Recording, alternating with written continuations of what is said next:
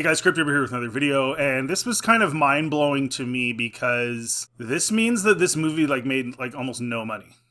Star Wars Disney reportedly spent almost $600 million producing this rotten installment of the Skywalker saga. It's been 6 years since it was released in theaters, and Forbes has managed to get its hands on the financial data that confirms the movie cost an almost record-breaking figure to produce. While it's previously been reported that the movie cost an already massive $415 million, this report states that the budget had ballooned to a whopping $593 million, and that makes the Skywalker saga finale the third most expensive movie ever made behind The Force Awakens and Jurassic World Dominion. Now, important to note here, guys, is The Force Awakens made twice as much money, twice as much gross ticket sales, just about. It grossed $2 billion, and The Rise of Skywalker grossed $1 billion. So it literally cut in half. Now, sequels generally don't do as good as the originals. Even in the original Star Wars, we see that. But it's not half. I think after the re-release of Star Wars, I think now it is. But I'm pretty sure before that, Return of the Jedi was 30% or something lower than the original Star Wars. So that's a huge, massive hit.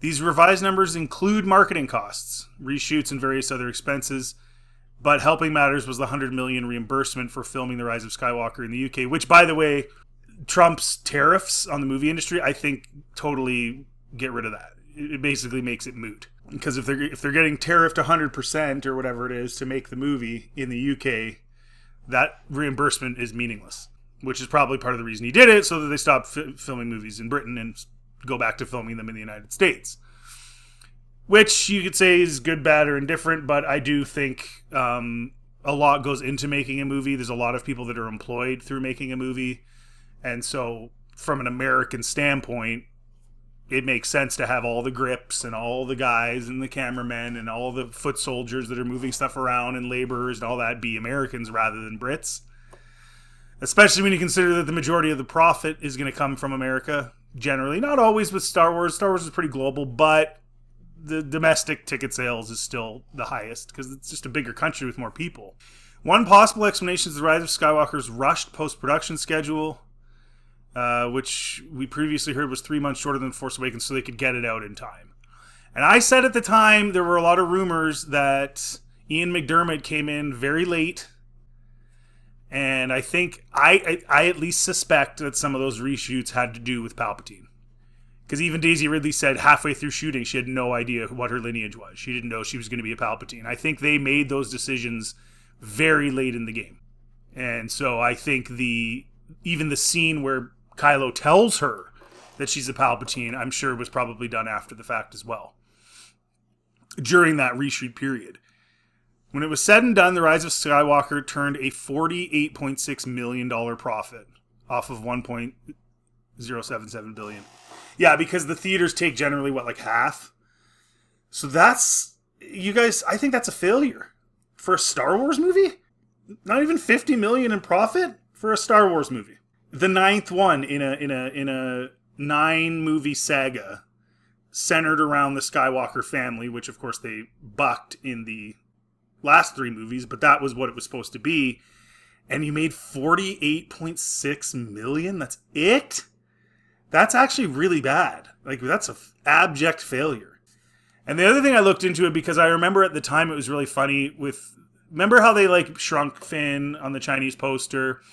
And many people suspected that they did it with Black Panther too. They wouldn't show any of the black people in it. They just showed Black Panther in his mask. They made a different poster for China. And many of us suspect that part of the reason they didn't do anything with Finn, part of the reason, not all of it of course, but part of it was that they're trying to get into the Chinese market and they don't go for that. They definitely have they are definitely culturally not pro black guy. And we've seen that with advertisements. There's that one ad that went viral where she puts the black guy in the washing machine and he comes out as a Chinese guy. Even in their ads, they're pretty blatant about it. So So it's funny to me that they made all of this effort to try and placate to China, and then when you look up the Chinese numbers, 20 million in ticket sales. China has like 1 point whatever billion people in it. So they did all of that, disappointed all of their North American fans that thought after The Force Awakens Finn was somebody, probably disappointed a lot of other people around the world, all so that they could placate to China, and they got 20 million in ticket sales, which is essentially 10 million that goes to them after the theaters get their cut. That's what you get, Disney. That's what you get. And then you made a movie that didn't even make $50 million. That is so pathetic. Searching these figures don't take into account... Something these figures don't take into account is the problems this movie faced behind the scenes. Yeah, we already know about that. It was supposed to be called Duel of the Fates. We're supposed to be Colin Trevorrow. I've done a video about that. I think it still would have had problems, but would have been far superior to what we got.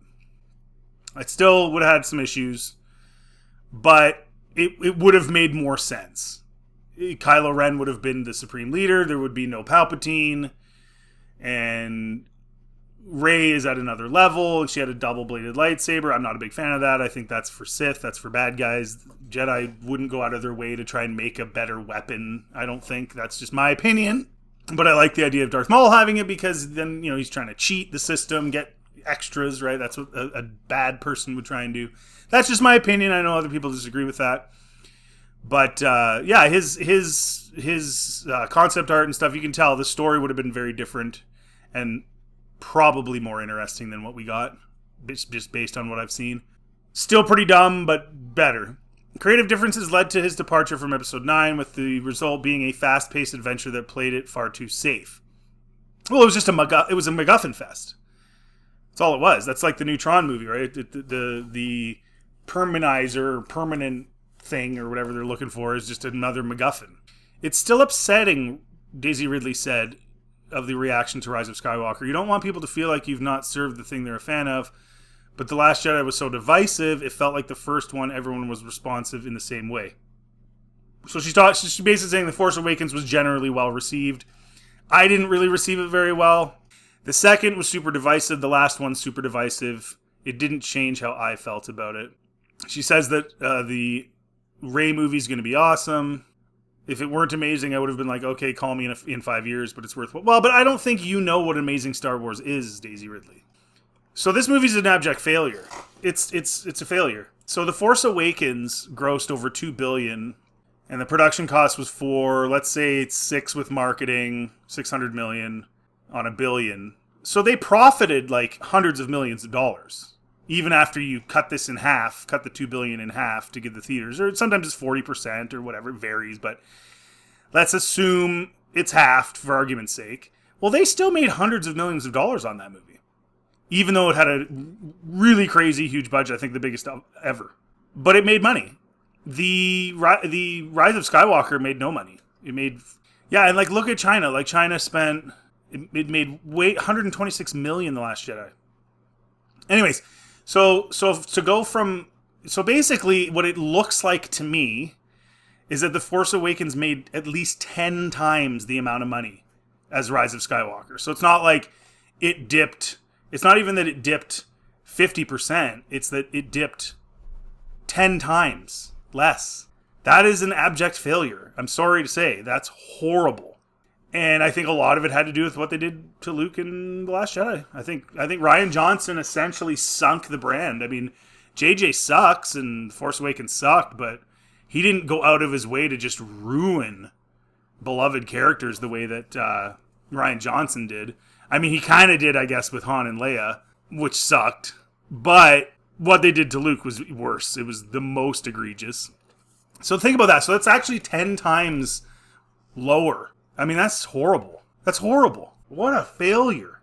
Anyways, guys, all that to say, it's an absolute abject failure as far as I'm concerned. This isn't some indie movie or like some movie that cost $30 million to make and made $50 million and would be considered a huge triumph. For a Star Wars movie to make less than $50 million is an absolute failure. Let me know in the comment section what you think. If you like this content, please like and subscribe. It always helps the channel. Feel free to check anything else on my channel. Have yourselves a very good day.